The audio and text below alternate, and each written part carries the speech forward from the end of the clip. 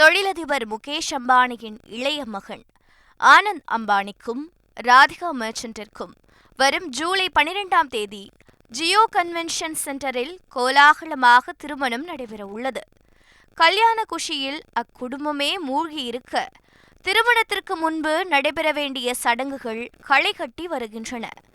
அந்த வகையில் சங்கீத் எனப்படும் சடங்கிற்கு உலக அளவில் புகழ்பெற்ற பாப் பாடகர் ஜஸ்டின் பீபர் கச்சேரி நடத்தியது உலக அளவில் கவனம் பெற்றது.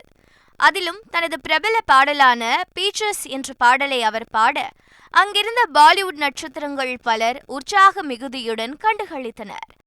இந்த ஒரு நிகழ்ச்சிக்காக பாப் பாடகர் ஜஸ்டின் பீபர் 84 கோடியை சம்பளமாக பெற்றதாகவும் தகவல்கள் வெளியாகி புருவம் உயர்த்த செய்துள்ளது. இதற்கிடையில் பிராணிகள் நல ஆர்வலராக தன்னை அடையாளப்படுத்திக் கொண்ட ஆனந்த் அம்பானி முதலை தோலினாலான லெதர் ஜாக்கெட் அணிந்திருந்தது சர்ச்சையை கிளப்பியது.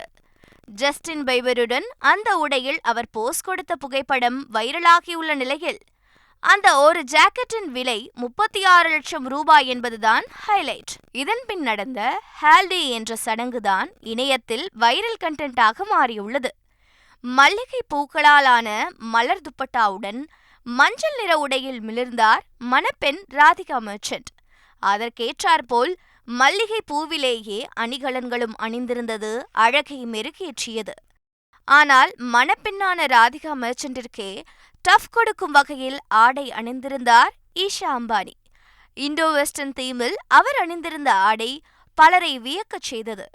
இப்படி அம்பானி குடும்பம் அற்புதமான ஆடைகளால் கவனம் பெற சடங்கில் பங்கேற்றவர்களோ மஞ்சள் பூசும் நிகழ்வை கொண்டாடி தீர்த்தனர். பாலிவுட் பிரபலங்கள் பலர் மஞ்சள் நிற ஆடையுடன் வலம் வந்ததை காண முடிந்தது.